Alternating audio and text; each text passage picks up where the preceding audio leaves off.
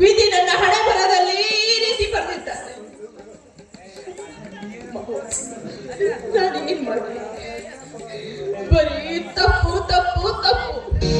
ಒಂದೊಂದು ಪುಟಗಳನ್ನು ತಿರುವಿ ನೋಡಿದರೆ ಒಂದೊಂದು ತಪ್ಪುಗಳು.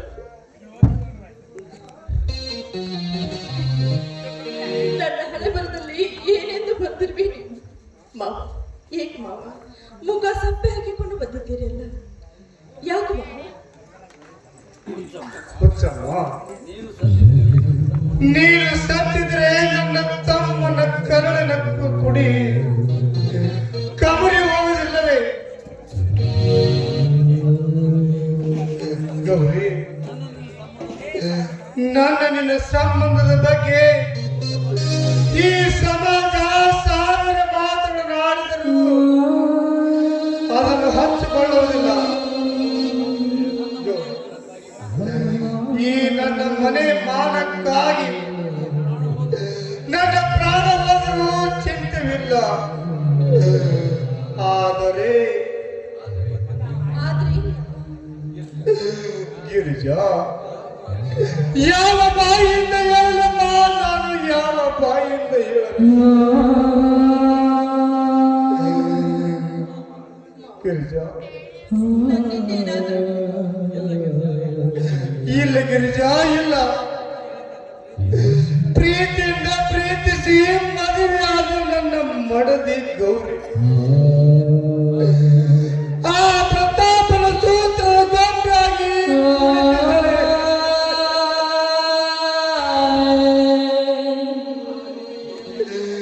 ಆ ನಿನ್ನ ಗೌರಿ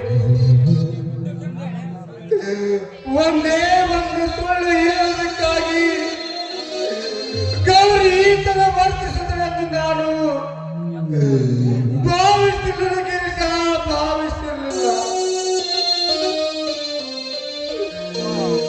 ಗಿರಿಜಾ, ನನ್ನ ಎದೆ ಬರೆದು ನುಚ್ಚ ನೂರವಾಗಿದೆ ಗಿರಿಜಾ, ನುಚ್ಚ ನೂರ.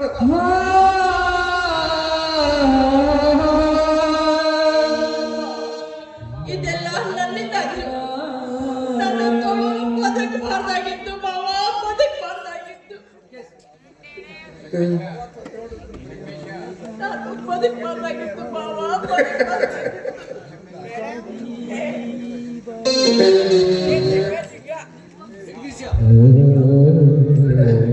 ಜಗದೀಶ, ನಾವು ನೋಡುತ್ತಿರುವುದು ಇದು ಕನಸು ಅಥವಾ ನನಸು? ಕನಸಿನ ಲೋಕದಲ್ಲಿ ಕಣ್ಣೀರು ಒರೆಸುವಾಗ ಕಂಡಂತದ್ದು ಕನಸು ಅಥವಾ ನನಸು ಅದು ಹೇಗೆ ಗೊತ್ತಾಗಬೇಕು ಬ್ರದರ್? ನಾನು ಬಂದು ನಿಮ್ಮ ಕಾಮಕಿರಣಿಗೆ ಅಡ್ಡಿ ಆಯ್ತು.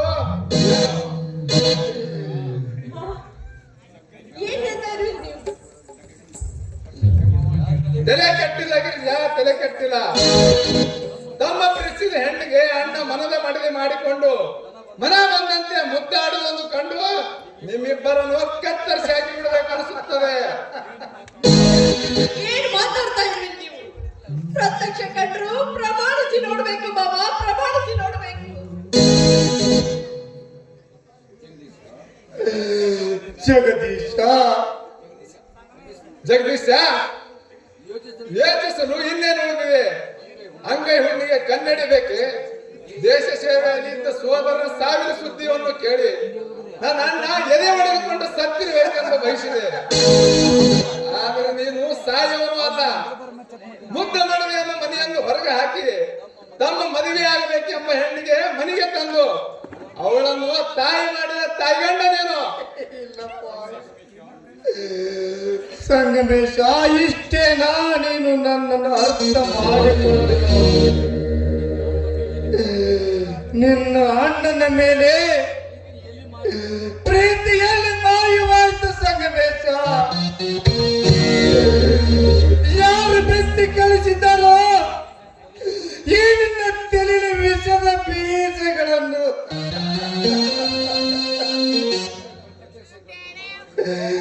ಪ್ರತ್ಯಕ್ಷ ಕಂಡರೂ ಪ್ರಮಾಣಿಸಿ ನೋಡಿ ಎಂದು ಹೇಳಲಿಲ್ಲವೇ?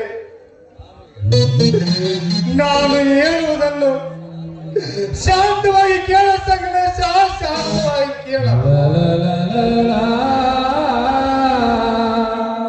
ಅವಳ ಕೈಗೆ ಒಂದು ಕೂಸವನ್ನು ಕೊಟ್ಟಿರೋದು ಕಣ್ಣಾರೆ ಕಂಡು, ಇದಕ್ಕಿಂತ ಹೆಚ್ಚು ಪ್ರತೀಕ್ಷ ಕಂಡು ಪ್ರಮಾಣಿಸಿ ನೋಡಬೇಕೆ?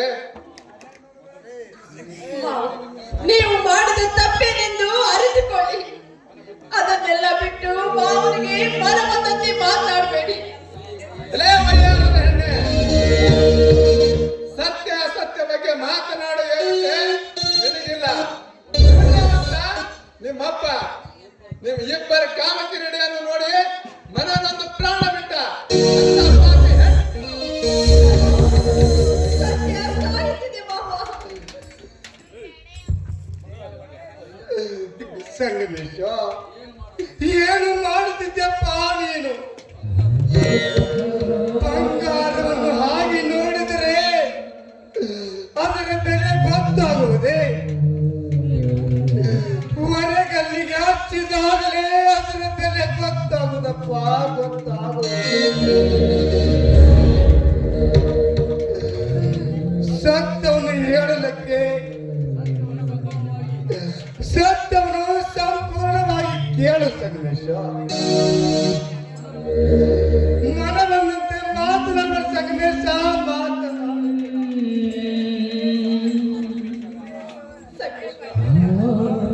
ಯೋಚನೆ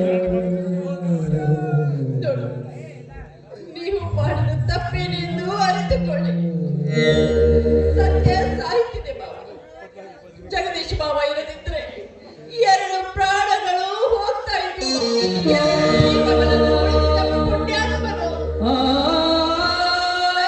ಅರ್ಥ ಮಾಡಿಕೊಳ್ಳಿ ಮಾವ.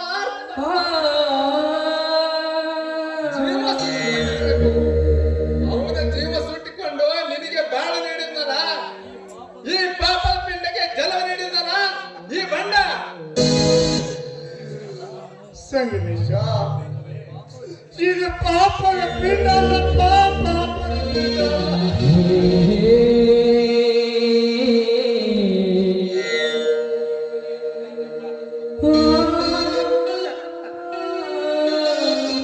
ಸಂಗಮೇಶ, ಈ ನನ್ನ ನಂದಾದೀಪಪ್ಪ, ಈ ನನ್ನ ನಂದಾದೀಪ. ಸತ್ಯ ಹೇಳು, ಒಂದೇ ಒಂದು ಅವಕಾಶ ಕೊಡು ಸಂಗಮೇಶ.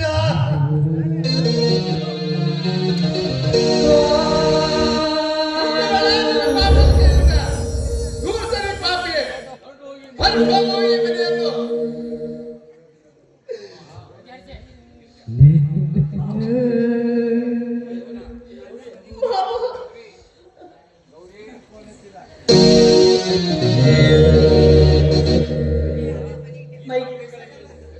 ಮೈದುನ, ಈ ಪಾಪಿಗಳಿಗೆ ಸರಿಯಾದ ಶಿಕ್ಷೆನೇ ಕೊಡ್ತಾ ಇದೀಯಾ? ಇಂಥವ್ರನ್ನು ಈ ಮನೇಲಿ ಇಟ್ಕೊಳ್ಬೇಡ. ಮೊದ್ಲು ಈ ಮನೆಯಿಂದ ಹೊರಗೆ ಹಾಕು ಇವರನ್ನು.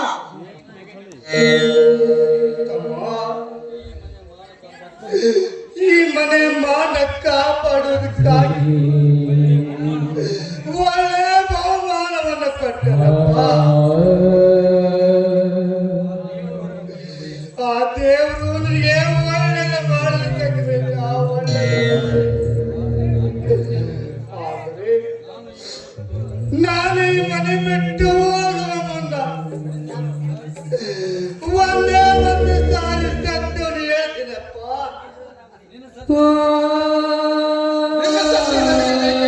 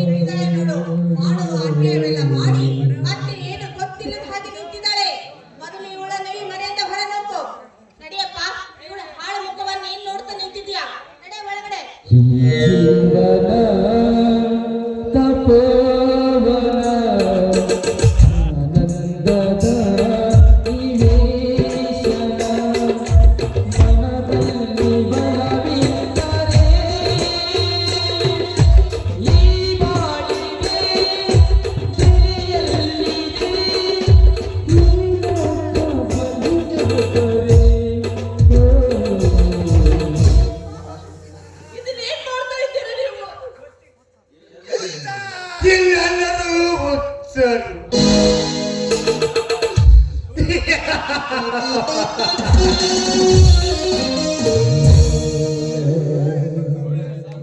ಸುಳ್ಳಿನ ಸಾಮ್ರಾಜ್ಯದಲ್ಲಿ ಸತ್ಯದ ಮಾರಾಟವಾಗುವುದೇ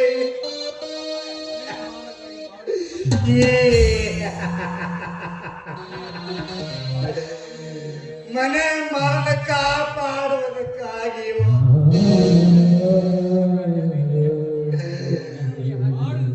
ಕೈ ಹಾಕಿ ನಗುತ್ತಾ ಇದೆ. ನಾನು ಹುಚ್ಚ ಹುಚ್ಚ